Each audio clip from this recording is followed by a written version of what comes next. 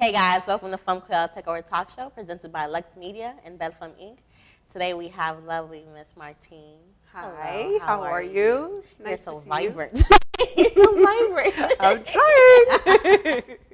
How are you? I'm well. How are you? Doing well, thank you. Good. So could you tell us a little bit about what you do? Who are you? Where are you from? Okay. Well, I am a Haitian woman, and originally from the south of Haiti, from Tigouave, and went to school, Port-au-Prince, and all that kind of stuff, and came here for college, and spent most of my life in mental health counseling, and fell in love with women and their stresses and anxieties, and eventually went through my own stresses and my own anxiety times, and that gave birth to plenty of different projects that I have going on, and one of them is MeUnfinished.com. In MeUnfinished.com, we do our best to provide all kinds of tools to help women to go through their difficult times. And it's called Me Unfinished because we're all a work in progress. Right. So it's about real life women that are going through stuff, and we're doing our best to showcase that women are versatile, they are amazing, and they go through stuff. They go down, they come back up. Right. So I do my best to translate that into MeUnfinished.com. Right. And I do a lot of work with families as well. I'm a developmentalist. I work with kids from 0 to 5 years old, and especially a concentration actually on the 0 to 3 population to help the children reach their developmental milestones as they're growing. And some of them have disabilities for sure. Some of them are at risk. And finally working to help decrease the infant mortality rate, fetus and infant mortality rate. So a lot of work out there with families, especially concentrating on women. Okay. So you said that you came straight from Haiti and straight into college. It wasn't like a. So how did you know what you wanted to do? I didn't. Did you know a lick of English coming in here, or? Yes, actually. Yeah, when I was younger, my parents were first generation college students. So yes, I was born here, and just like a lot of kids who were born in the end of the 60s and into the early 70s, we went back and forth to Haiti a lot, and were immersed in the Haitian community early. And by the time I was 5 years old, we moved back to Haiti, which was home until I was 18 years old. So I don't know much about where I was born. Right. So how did you get into where you are now, or what was your major? What did you get your degree in college? I went to the University of Florida. Okay. Oh, Gators! Oh no, no, not here. Oh yes, we do bleed Gator at the house. Well, yes, I did go through the University of Florida, and I did go into psychology, rehabilitation counseling. I made my way over there because I always have had a heart for people and caring for people and being the emergency person, and so I enjoy that a lot. So that's why I went into that and did mental health for a very long time until I started falling in love with the younger population and the women population. And it brought me to become my own boss as of about a year ago. So I was going to ask you, why women? Why? I mean, I know why. But for those who are out there, some people may say, hey, what about the men? We have issues too, or we have mental issues too. But so why did you focus on the women and not everybody? Yeah, to tell you the truth, I have had quite a few guys ask me, why not me? Why not us? And, I'm not sure if I can touch upon that yet. I think that I want to concentrate on the women because, unfortunately, the women tend to be the ones falling harder, the way I have seen it, my own experience about it. I have been one of those women who's fallen quite far low, and I can help somebody go through the horrible forest because I've been there. The men, unfortunately, you can't really relate I can't relate as much, although I do have some male followers. I have some pretty hardcore male followers, and they like the work that I do. I post motivational work every day on Instagram and on Facebook, and I do have a male following, and it's last that I checked, it was 25%. So I don't want to abandon the man, but unfortunately, I don't know myself to be as resourceful for them yet. So I concentrate more on the women. Do you feel that because I feel like generally women do have it harder, but do you feel that in the mental industry in that whole mental awareness industry, do you feel like maybe we don't get much attention as we should? Well, I think, this is a loaded question because we are the ones who tend to fall hard and we are the ones who vocalize more about it. There is some attention being given to us as well as she's going to be okay, it's just a woman going through stuff. So you have both. But at the same time, I want to emphasize that, yeah, of course, women are being looked at, but women are also very vocal. The male population also has a lot of very difficult situations that they go through. And because they're not as vocal, we are not very much aware of what's going on with them. So we cannot discount that. But in terms of the women, there's the other part of it, like I was just saying earlier, that, they're like, it's a woman having hormone issues and she's, pushed under the rug. And that's a huge issue that I have seen before. Oh, she'll get back up. She'll be all right. She'll be all right. Oh, just give her this or give her some chocolate. She'll be okay. And well, you're feeling that way? Really? Oh, you don't need to. I've seen that a lot, so yeah. Right. So when you're going through things personally, how do you get the help, or how do you go through it? Well, we were talking about this a little earlier offline. It took a long time to be vocal. It took a long time to find my voice. It's out of character for me. I grew up with a very strong mom, a very strong set of grandmothers, and in my family, women, we know what time it is, and I did not come too far from that cloth, I might be a little more vocal, and I think that that's what changed for me. So how I cope with things is by being a little bit more vocal and also seeking the help. What I have found is we just take it in and we stuff it in and we wait and we make ourselves disappear somehow from the issues that we have, and we don't believe that we have the worth to be complaining. We don't have the right to say that there's a problem, whatever the problem is. So I feel that for me, knowing that, I try to do the opposite. So I look for ways to change my thoughts. I do my best to listen to a podcast that I know is going to elevate me. I love podcasts. I would listen to them and over and over again. I have my favorite ones, so I actively look for ways to pull myself out. It's a very hard thing to do when you first start, but as you go along, it gets a lot easier. That's not to say that you don't fall. You do. But when the time comes, I know what tools I have aligned my tools, and I use them.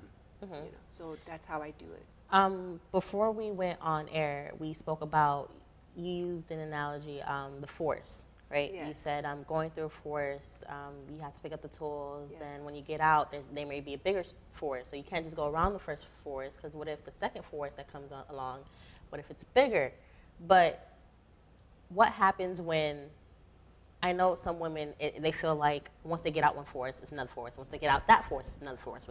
Like, what happens, or sometimes you may feel that way too. What happens when you just like, it's just so much coming back to back to back to back? So what inspires you to keep going and keep pushing and like fight through all that?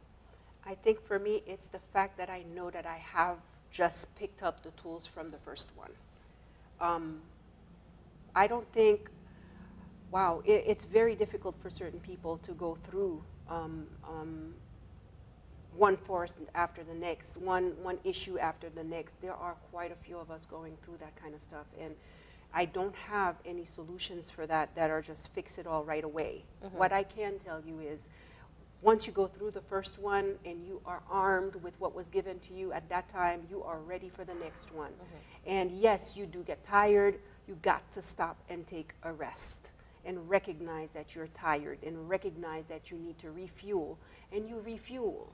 So if you don't, then what you're doing is just getting yourself in trouble more, because if you're not ready to go into the next issue and it comes at you no matter what, then you're risking getting yourself engulfed into it.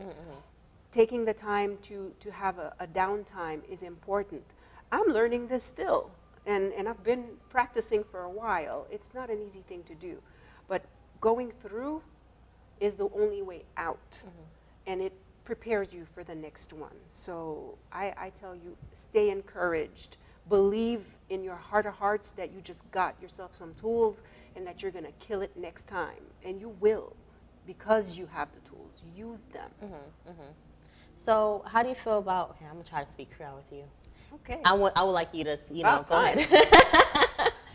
How do you feel about in the Haitian culture when it comes to mental illness? Because I know when I say it's kind of that G, and they feel like, we have pride. We have a lot of pride. So a lot of us, nous pas les voisins connaissent ça, nous gain undone. Right. So how would you reach out to them and or try to get them to come to your workshop, or try to just like get them to open up to you? C'est pas un bagage qui est facile du tout dans la communauté pas nous. Surtout pas pour la communauté haïtienne. Konye, nous avons un petit souffle, même avant, il était pire toujours. OK, tant qu'on monde, tant qu'on moi même l'âge moi konye, pas même dire qui l'âge moi gagne. 20 ans. OK, allez, I'm good with that. Mais c'est un travail qui est difficile pour faire, parce que c'est un bagage que nous voulons reconnaître. Nous-mêmes, nous sommes un peuple qui connaît gourmet, nous sommes un peuple qui paraît, nous sommes un peuple qui, depuis bagage yo pas bon, nous ramasser, nous t'aimer comme nous marrer ceinture, nous n'a trop qu'on a problème. Vous comprenez? C'est comme ça nous lever. So, nous pas habitués non, oh pour diable regarder qui ça l'a passé. Oh ben on a parlé avec un monde pour si nous pas habitués dans bagage comme ça. So, c'est une question de habitude, c'est une question de culture, c'est une façon pour nous capable comme si nous juste passer sous ça. Et puis nous rester comme ça. Est-ce que vous comprenez? Yeah. Et puis brusquement entendez un tel perdu tête li. Et puis brusquement entendez un tel pas en forme, brusquement un tel mourir dans stress, etc. Et c'est très difficile pour nous attirer la communauté haïtienne là, et dans le domaine santé mentale là. C'est très difficile. Et moi bien regrette ça, mais c'est pour ça que je travaille. C'est pour ça que depuis ma fond poste, moi toujours tag depuis ces côtés haïtiens, je connais gagné cap mettre moi dehors et demander pour faire ça même, parce que nous si plus nous weli, plus nous commencer à poser tête nos questions, parce que pas oublier haïtien c'est monde qui gagne curiosité. Vous comprenez? Si yo ti dame ça toute la semaine on a parlé de occuper tête ou mais font petit temps, font petit relax corps, kebe là, pas laguer, bagay yo ap kebe, bagay yo ap avancer. Son monde ouais ou cap voyer message ça yo tout temps, yo pral commencer font petit garder pour dire ça gagne là. Vous comprenez? Right. Oui, même si c'est couillab bay, c'est pour haïtien chercher, right? So c'est pour nous continuer à mettre des messages là dehors. Et moi toujours invité toutes mesdames haïtiennes, moi toutes messieurs haïtiens, moi pour nous parler de ça. Parce que mes amis, regardez côté peuple haïtien, peuple nous sommes peuple vaillant. Vous imaginez aussi santé mentale nous t'es en forme. Nous t'a privé beaucoup plus loin. Est-ce ouais? So moi crois que grand pile de problème fondamental que nous gagnons dans le pays c'est parce que nous pas prêter attention à la santé mentale nous. So, Agree. So, j'ai essayé d'attirer yo, et moi fait tout ça capable pour mettre parole là dehors et me rester dans figure tout le monde. Et bon, son travail qui dure pour moi parce que moi je suis pas habituée à être dans figure monde. But et c'est comme ça que je viens connaître de nous-mêmes tout, rentrer en contact avec monde, mettre effort et puis contacter monde pour dire écoutez, on parler de ça, on font petit chita attendez parce que c'est bon pour nous. Et mon qui on connaît au gain livre t'es bon avant nous de commencer filmer. I'm going through things. I've spoke to you about it already, but I'm in the process of seeing someone, but I still don't want to talk to anybody. And you gave me this book, which is some people can self-reflect. Could you tell me more about the book? Yes, this book has 5 sections, and what it is, it's going to give you. This is a journal. what I am trying to do in this journal is to get you to face yourself and your own feelings in order for you to be able to deal with them. It could be a precursor in looking for help, you know, the more professional help, the kind that needs deeper diving, okay? This can start you, putting you in the water, per se.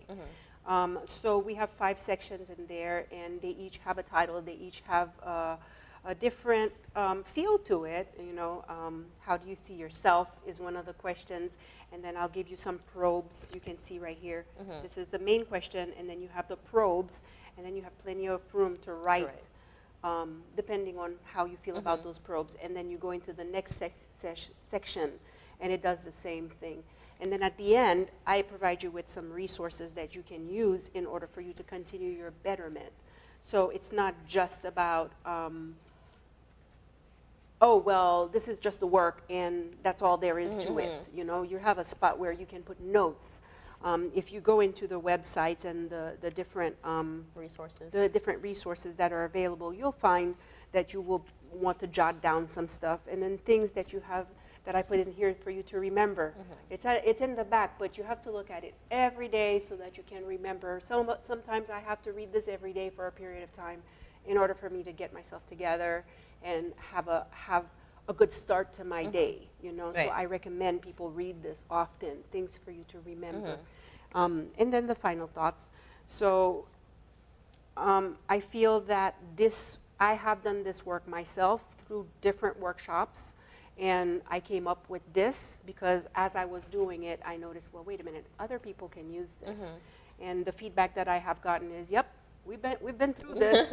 We need it. Yeah, we want to talk a little more about this. So hopefully one of the workshops will be how we can actually delineate a little bit more about each section and how we can unpack each section and talk a little bit more about it and have some fun stuff going on with it too, you know. Every workshop comes with some wine, some cheese, you know. Wine.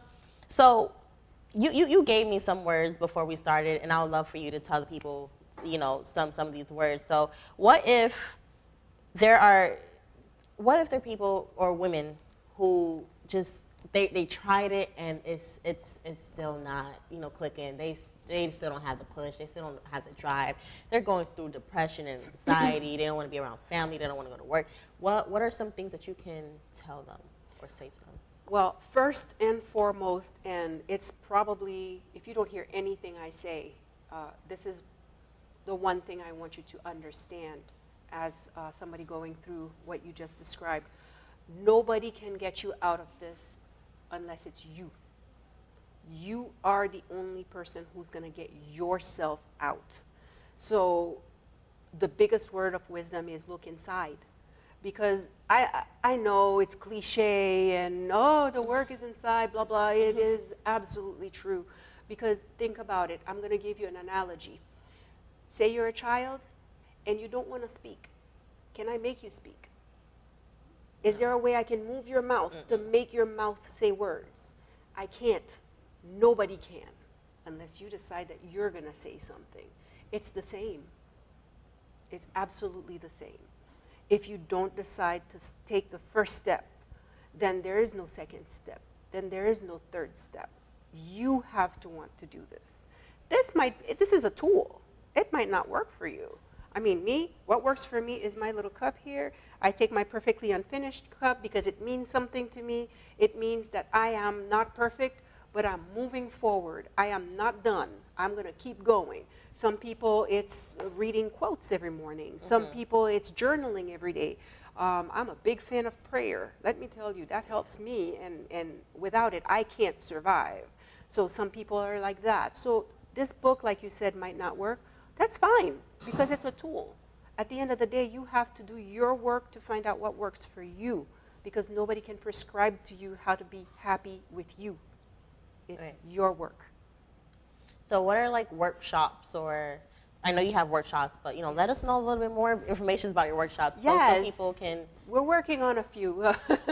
I had stopped because I got so busy with the infant mortality stuff and taking care of the kids 0 to 3 that I have taken a break from doing the workshops, but I am working on it. It has to do with a session where we all sit together and I will present somebody, I will showcase somebody who is going to help us de-stress. So we had one of the best health coaches ever. I have been a client myself. Shout out to Kat at the Wellness Palette. That's the person that I followed and who took good care of me at that point. She presented on how to be well as a whole. And not only does she touches on nutrition, she touches on the mental, she touches on the emotional. So it's like a whole piece. So in a workshop like that, I would present this. Okay. And people would have an idea, would have a feel of what it's like to work with a wellness coach, if that is something that could be useful to you. Okay. The time before that, we worked with somebody who made soaps. So we made soaps. It was therapeutic. We just sat together. Oh yeah, it was fun. Nothing worked that day either. It was really fun, I'll tell you that much, but we had a few things that didn't work, and it was more fun because we started, being rowdy, and it's always about having some fun. We're hoping to have a painting party, and it's always going to center around women. Right. So maybe self-acceptance. How do you see yourself? How would you like to love yourself? What would it look like if you fell in love with yourself? What would it look like? Right. So that kind of stuff. So painting parties, art parties, those kind of things. I just want to make sure that the women, when they come, they feel uninhibited. They have freedom to express themselves and just be themselves for a few hours, and then carry that into their regular lives. Right.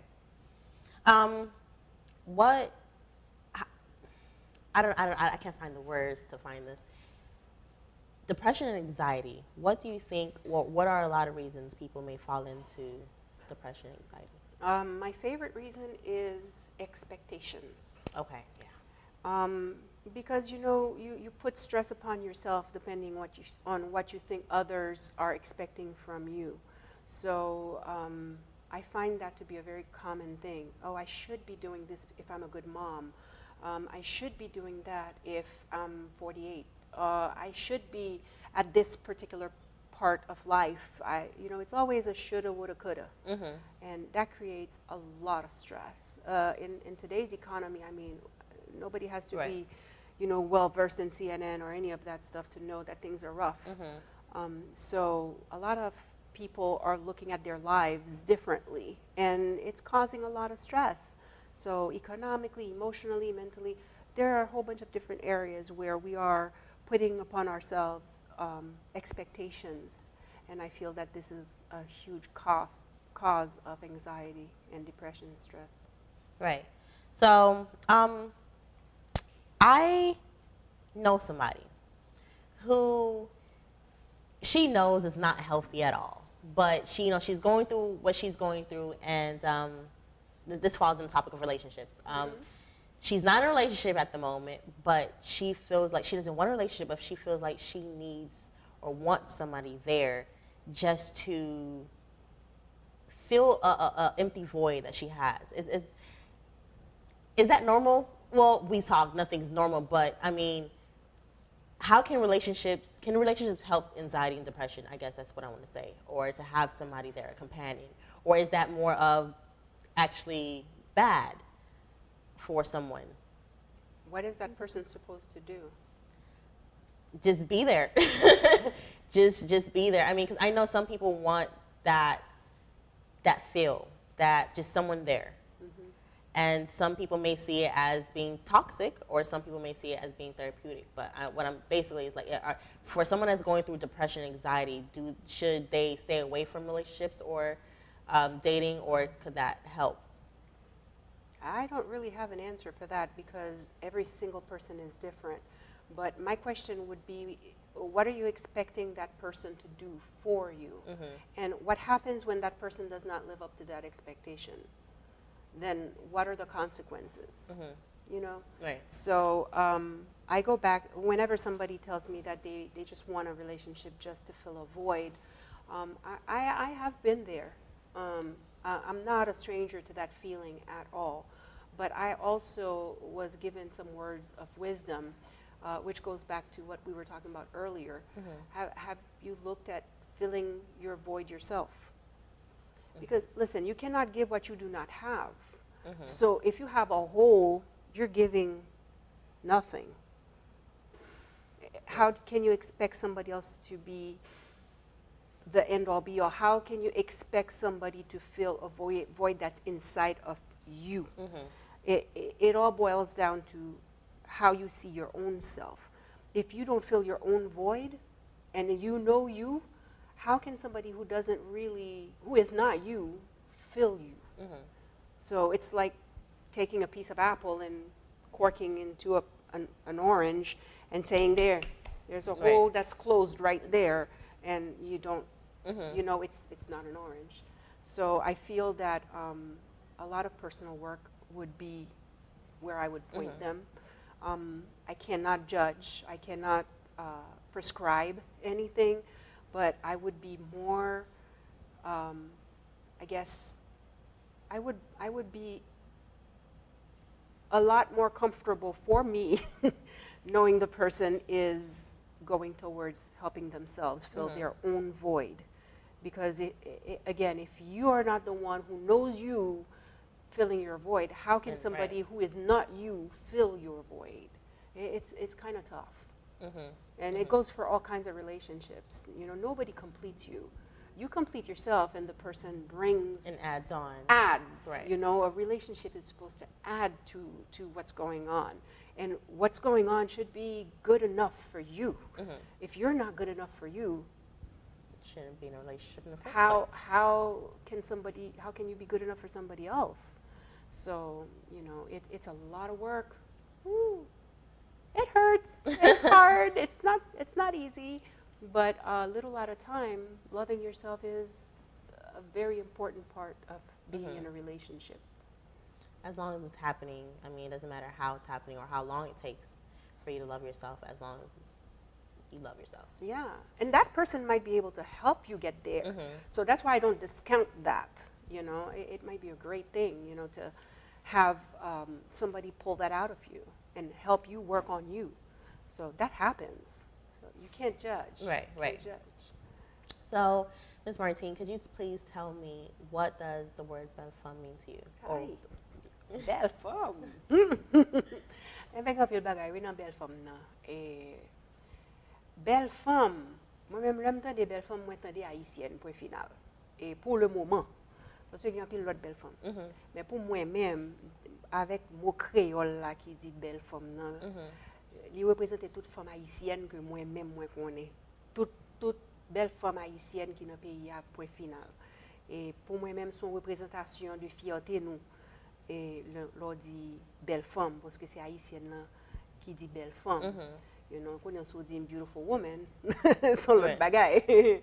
Parce que toute femme belle, you know.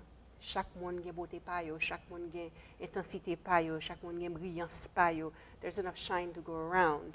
So pour moi même belle femme, if you're gonna say it in Creole with our Haitian belle femme, it's every single solitary Haitian woman.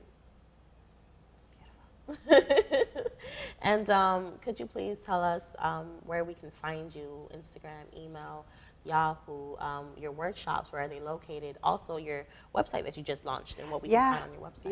Yes. Please be patient with me on the website. I am building it little pieces at a time. But you can find me on MeUnfinished.com, in Instagram, in Facebook. Everything is MeUnfinished. In terms of the material that you see here, the book and the mugs. And we also have T-shirts that say Unique, Powerful, and Divine. We also have the Perfectly Unfinished T-shirt. It goes with the event series and all that kind of stuff. You can find all that on the website.